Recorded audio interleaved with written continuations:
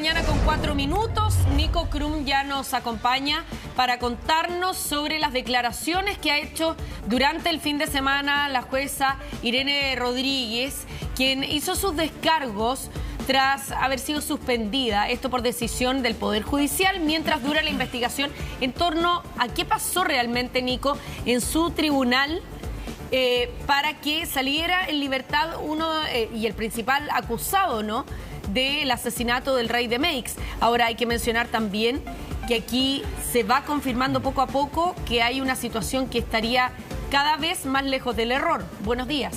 Hola Nico, buen día. Hola Cari, hola Pato, ¿cómo están? Muy buen día.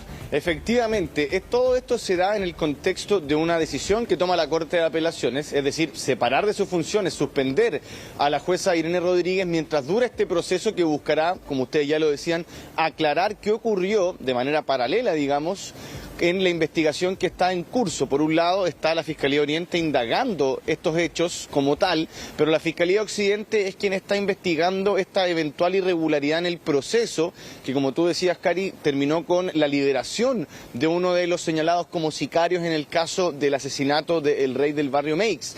Y acá puntualmente se da a conocer cuál es el testimonio, cuál es el parecer, digamos, de la magistrada, en este caso de la jueza Irene Rodríguez, tras conocerse esta determinación de la Corte de Apelaciones que tiene que ver con un proceso disciplinario, digamos, es una suspensión disciplinaria y que está en el contexto de un proceso administrativo que fue, en este caso, instruido a mediados de este mes, y es donde finalmente, a propósito de los antecedentes que hasta ahora se han recopilado, que la Corte de Apelaciones determina que se suspenda de sus funciones por un mes aproximadamente a la jueza Irene Rodríguez, entendiendo que acá habría ella sido foco obviamente de alguna eventualidad, y además de ella también hay una funcionaria que está siendo foco de este proceso administrativo, también ha sido en este caso suspendida de sus funciones, y que es quien habría estado con ella durante el transcurso de esa audiencia, quien se habría quedado hasta el último momento con ella y quien habría estado incluso también siendo parte de la redacción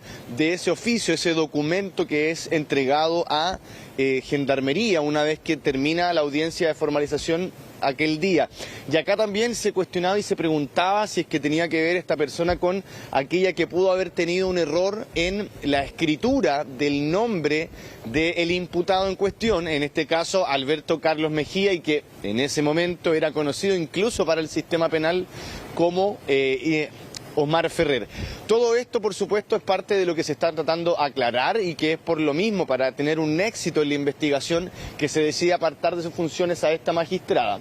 Pudimos conversar con ella durante la mañana de ayer y esto fue lo que nos comentó a propósito de su suspensión.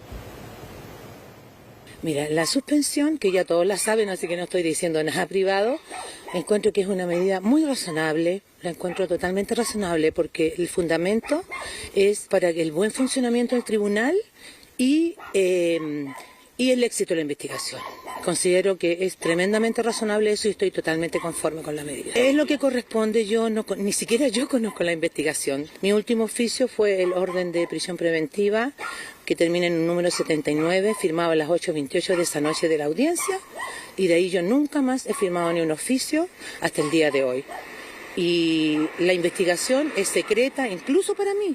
Yo no tengo mayores antecedentes en la investigación, pero lo que sí le puedo decir que yo estoy muy tranquila en ese sentido y que yo siempre he trabajado con muchas ganas en el Poder Judicial. Yo amo el Poder Judicial y lo sigo amando.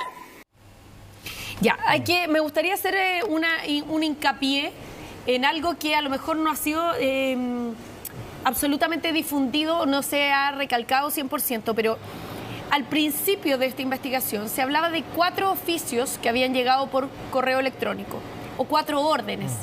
A la larga, con el paso de la investigación, ha quedado al descubierto que en realidad no fueron 4, fueron 2 solamente. ¿Por qué? Porque hay algunos de los correos electrónicos enviados que son reiteración del oficio anterior. Los oficios que se mandan del Poder Judicial están nominados, es decir, tienen un número, como si fuera un código de barra, un número de serie. Por lo tanto, ese número de serie es el que se repite en los correos que vienen. Y de ahí que ha habido todas estas repercusiones. Primero, que se haya citado a declarar para ser interrogada a una funcionaria del tribunal. Que se haya ido despejando la hipótesis de un error. Claro. Porque al estar seriado, solo hay una orden y una contraorden. Aquí lo que se dijo al principio es que el tribunal había dicho que quede en prisión preventiva y después que se levante la prisión preventiva y después que quede en prisión preventiva y después que levante la prisión preventiva. En realidad eso nunca pasó. Solo hubo una orden en dirección a que quedaran presos y después una que levantaba ese presidio. Y ahí está el principal problema. Entonces, y además algunos documentos que no tenían que haber llegado a Gendarmería. Claro, y lo poco que queda, o sea, lo poco que se ha avanzado en la investigación, ya se ha logrado identificar esto, que ni siquiera fueron 4 para que se corrigiera esa libertad, sino que en realidad la última orden que se entregó y que se difundió 2 veces es que se les deje libres. Por eso hoy día también está esta medida de suspender a la jueza, ¿no? Y por eso se ha ido complicando cada vez más el caso para el Poder Judicial en lo particular, Nico. Sí, totalmente, porque como ustedes decían, esto demuestra que acá, por ejemplo, no hubo un documento de sobra, digamos, sino que hubo una rectificación a propósito de algo que se redactó mal. Y ese es el tema, que acá efectivamente, si se habla de 4 correos, hablamos de que los otros 2 correos son finalmente notificaciones del recibimiento anterior del documento. Es decir, no hablamos de 4 documentos distintos, sino que acá hay un documento que se envía, se corrige y lo que viene posteriormente son obviamente correos para notificar que hubo en ese caso un pequeño error. Lo que se está tratando acá aclarar es finalmente quién escribe, quién redacta en ese documento esa orden de liberación. La misma magistrada lo dice, ella está consciente, al menos desde su punto de vista, de que no cometió un error.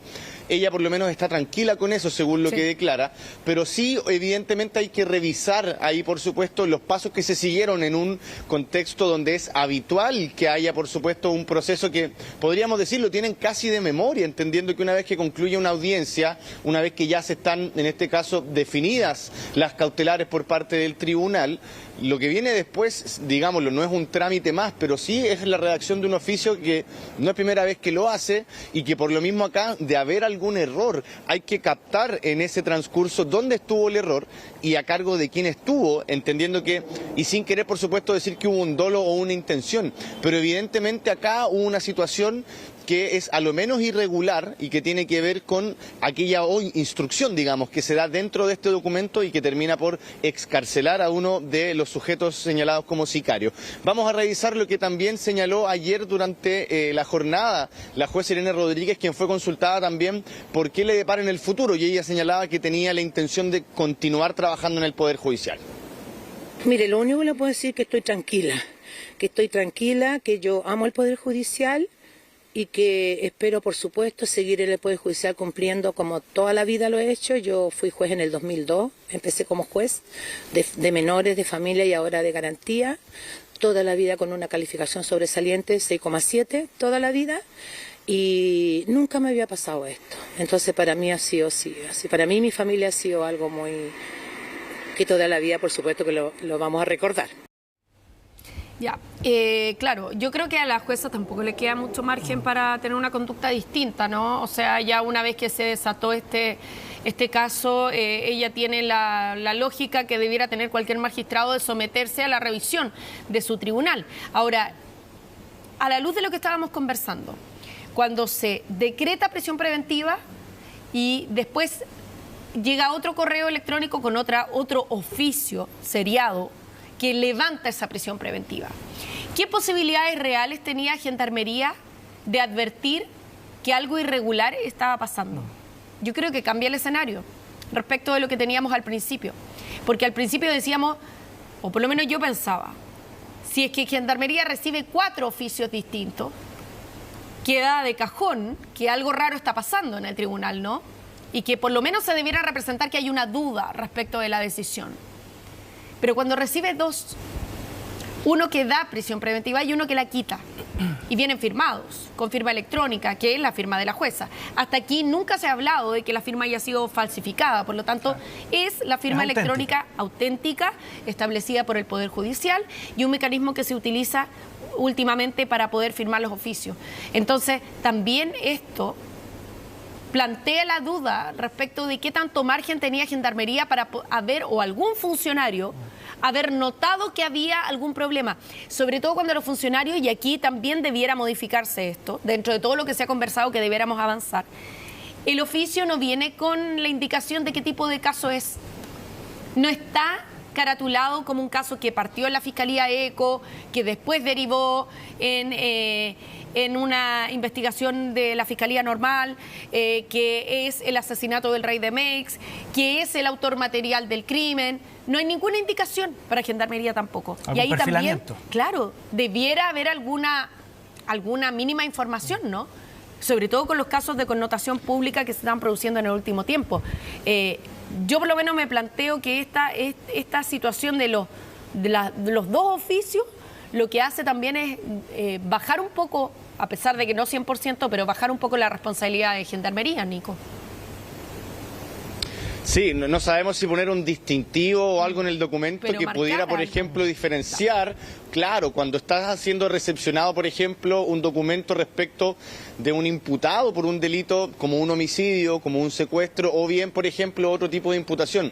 Evidentemente acá se cuenta con la documentación donde se señala el nombre de la persona y la instrucción finalmente que tiene que ver con la medida cautelar que va a enfrentar.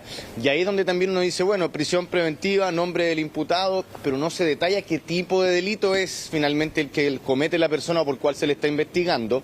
Y es ahí donde uno también dice, bueno, uno aquí quizás podría decir, Gendarmería pudo haber tenido un poco más de resguardo, quizás alguna especie de aprehensión antes de llegar y seguir la instrucción, pero ellos también están mandatados para obviamente obedecer a lo que en este caso el tribunal disponga, y aquí la orden era clara. Por eso que también acá uno trata en ese sentido de ver si es que pudo haber hecho algo más o no Gendarmería, pero ellos también funcionan obviamente mandatados, recibiendo órdenes y acatándolas, y eso es lo que también acá en primera instancia podría uno decir se transfiere cierta responsabilidad, o al menos se parte todo esto viéndolo desde el punto de vista de qué es lo que ocurrió aquel día en el tribunal, más que cuando el documento es revisado en el centro penitenciario por Gendarmería, sino que al momento en que se redacta el documento y sale desde el tribunal hacia Gendarmería.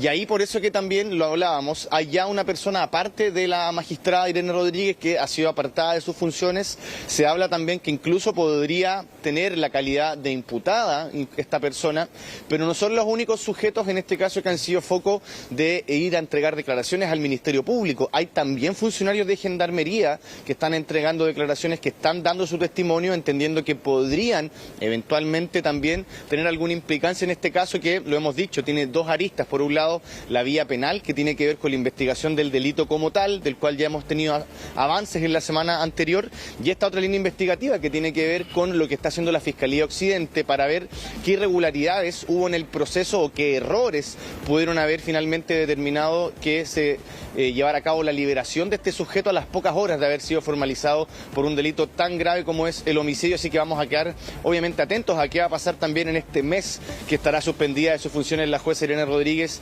debido a la decisión de la Corte de Apelaciones. Bien, Nico, vamos a claro, hay que esperar además qué es lo que se resuelve finalmente por parte del tribunal. ¿Dónde falló? ¿Quién tiene la responsabilidad en este caso? Donde acá, bueno, han quedado suspendidas momentáneamente tanto la jueza Irene Rodríguez como también la funcionaria que estaba presente en esa audiencia de formalización. Aparentemente se está indagando por allí además qué es donde pudo haber fallado o qué es lo que permitió finalmente la liberación de este sicario. Súper importante, porque si en algún minuto se va a tener que establecer si hubo algún pago de por medio, y eso es tremendamente relevante para saber qué tan permeable está siendo el Poder Judicial. Sea un error, negligencia o corrupción. Claro que sí, sin duda. Nico, muchas gracias por la actualización de este caso. Volvemos contigo en instantes.